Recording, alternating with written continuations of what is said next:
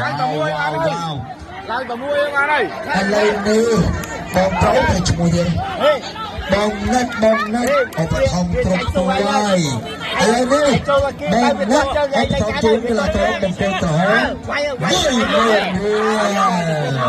ពីជង្គង់តើខៀវបាន5000ក្រហមបាន25000អាចារ្យបងប្អូនចង់ឧបត្ថម្ភថែមបងប្អូនហើយចូលជុំក្រោយក៏ជង្គង់នេះទៅពីជង្គង់តើឧ